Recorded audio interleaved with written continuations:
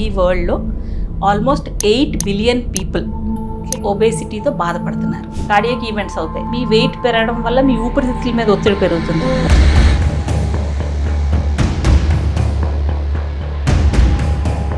మీ ఊపిరితిత్తులు డ్యామేజ్ అవుతాయి, మీ heart damage అవుతుంది. ఇంకా దాంట్లో no doubt.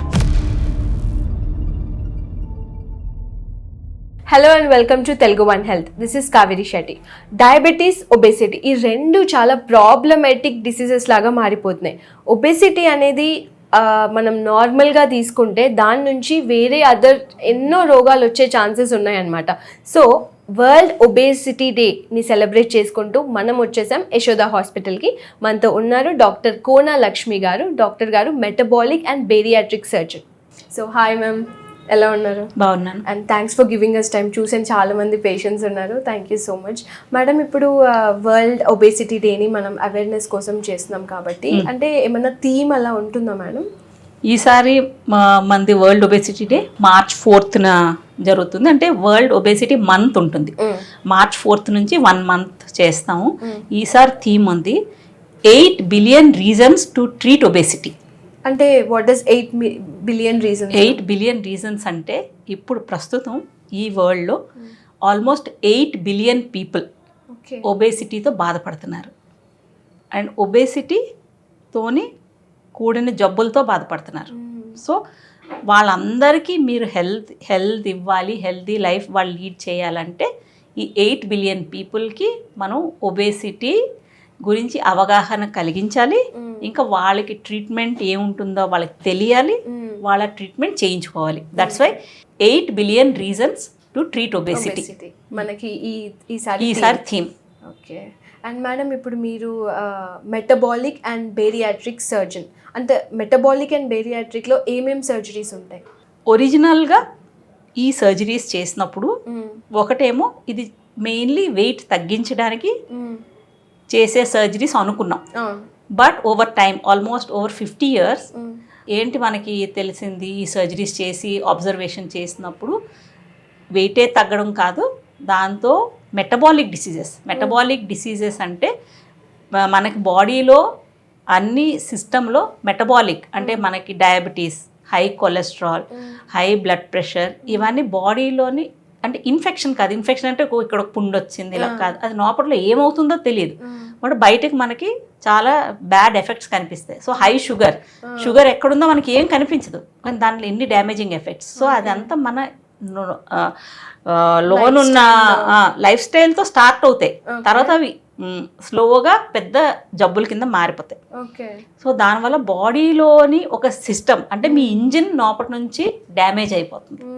So that is the metabolic thing.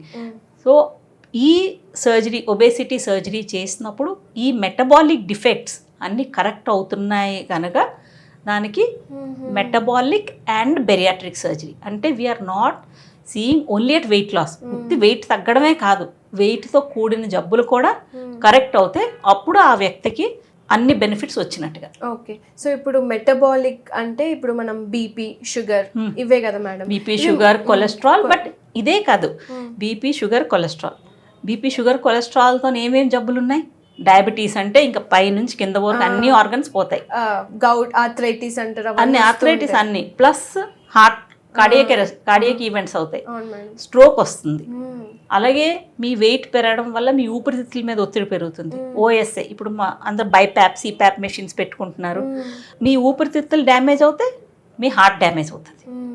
So ఒక్క చిన్న ప్రాబ్లం అది మల్టిప్లై అయిపోతుంటుంది. ఇది కంట్రోల్ చేయకపోతే ఇది క్యూర్ అవ్వదు.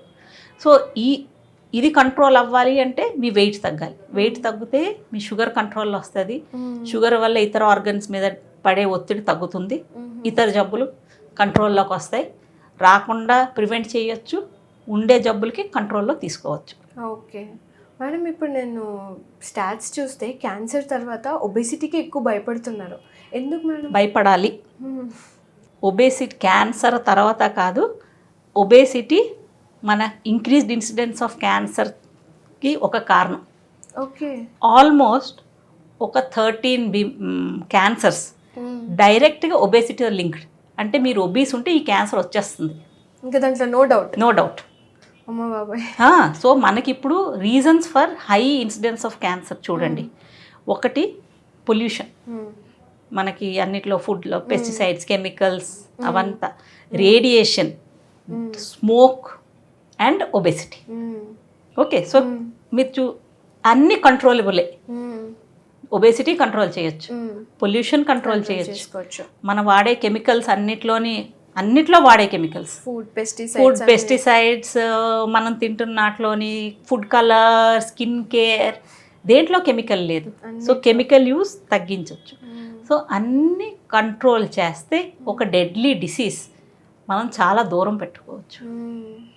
సో అంతే ఒబేసిటీ, క్యాన్సర్ ఏంటంటే ఇంకా వచ్చిందంటే దాని రూల్స్ అది పాటిస్తుంది, మన కంట్రోల్లో పెరుగుతుంటుంది అండ్ టైం ఇవ్వదు. కానీ ఒబేసిటీ మనకు టైం ఇస్తుంది, దాంట్లో మనం దానికి కంట్రోల్ చేయాలి. ఓకే మేడం, ఇప్పుడు స్పీకింగ్ ఆఫ్ ఒబేసిటీ టైం ఇస్తుంది అన్నాను అంటే మనకు క్లాక్ టికింగ్ మనకి ఎప్పుడు తెలుస్తుంది అసలు మనం ఒబేస్ అయినాము అని? మన హైట్కి ఇప్పుడు మనం 5'4", 5'5" ఉన్నాం, మన వెయిట్ 55-60 kgs. మనం మేబీ స్మాల్ మీడియం డ్రెస్లో ఫిట్ అవ్వాలి. మనం 1 year తర్వాత లార్జ్ సైజ్కి వెళ్ళాం, ఇంకో 6 months తర్వాత XLకి వెళ్తున్నాం, XXL వెళ్తున్నాం. ఇప్పుడు షాపులో XXL, 5XL డ్రెస్సులు దొరుకుతున్నాయి. ఎందుకు కావాలి 5XL కదా మేడం? సో ఈ XLs పెరుగుతుంటే అవేర్నెస్. నెక్స్ట్ ఇమీడియట్గా ఈ డ్రెస్ పడేసి కొత్త డ్రెస్ పెద్ద సైజ్ కొనడం కాదు, చిన్న డ్రెస్లోకి ఫిట్ అవ్వడానికి మనం ప్రయత్నించాలి. మీరు చెప్పే వరకు నేను ఓకే ఇన్ని బ్రాండ్స్ ఇంత పెద్ద సైజెస్ కూడా తీసుకొస్తున్నారు, అందరికీ అన్ని మోడల్స్ అవైలబుల్ ఉంటున్నాయని అనుకున్నాను. కానీ అసలు అక్కడి వరకు వెళ్ళిపోయాం మనము అన్న ఐడియా రాలేదు అసలు.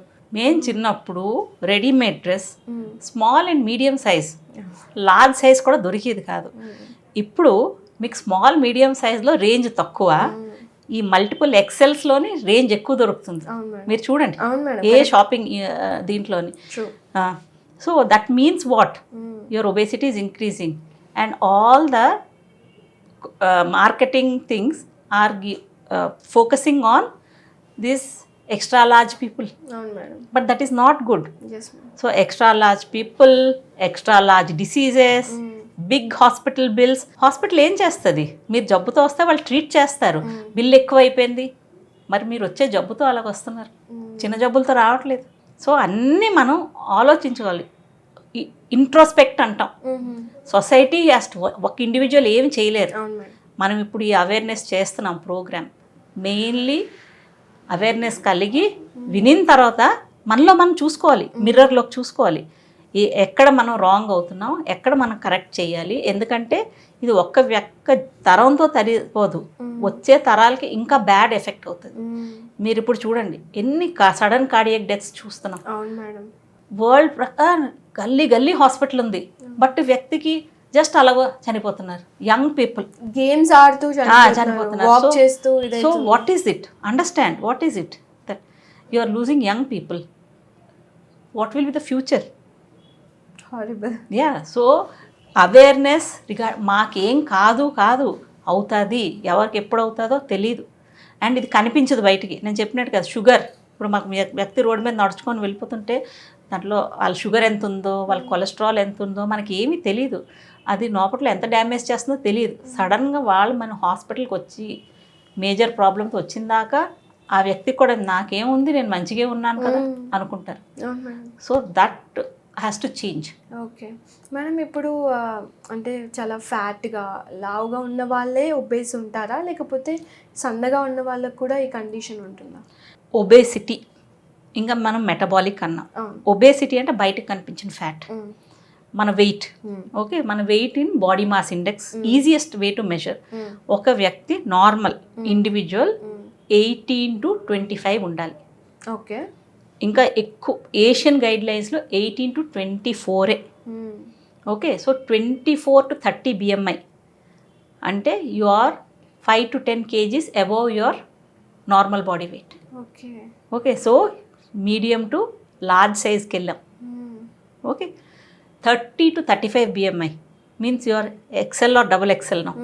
So you are 35 kgs above your ideal body weight. Okay. Okay, 40 BMI అంటే your now morbidly obese. What is morbidly obese అంటే నౌ మీ obesity it self is a life risk to you. అంటే just మీరు obese ఉన్నారనే మీకు sudden death అవ్వడానికి chances ఉన్నాయి. That is morbid obese. అంటే obesity is now become a disease for you. Okay, and 50 BMI తర్వాత సూపర్ ఒబీస్ అంటే ఆ వ్యక్తికి అన్ని ఆర్గన్స్ ఇంకా క్విక్గా డ్యామేజ్ అయిపోతున్న పరిస్థితిలో ఉంటుంది. సో ఇప్పుడు ఈ మార్బిడ్ ఒబేసిటీ రేంజే చాలా భయంకరం. దాని తర్వాత అంటే ఇంకా అన్ని రోగాలు ఉంటాయి. ఇంకా అన్ని అంటే ఆ వ్యక్తి ఇంకా హెల్దీ ఇండివిజువల్ అనుకోకూడదు.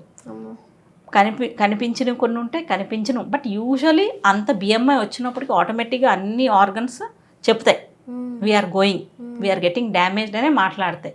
అలాంటి ఇండివిజువల్ హెల్దీ అనుకోకూడదు. మనం పర్వాలేదు ఇంత ఉన్నారు కానీ నడుస్తున్నారు కదా, తింటున్నారు కదా, చాలా మందికి అదే చాలు. ఏదో నడిచారు కదా, ఏదో తిన్నారు కదా, ఏదో కొంచెం ఇలా కదిలారు కదా, అదే లైఫ్ కాదు. ప్రొడక్టివిటీ. ఆ వ్యక్తికి మనం ఒక పని ఇస్తే ఎంత చేయగలరా? ఒక 4 గంటలు నిలబడి పని చేయగలరా? ఆయాసం వచ్చేస్తుంది. ఒక 15 minutes కంటిన్యూస్గా నడవగలరా? లేదు. So automatically their system is failing. Okay.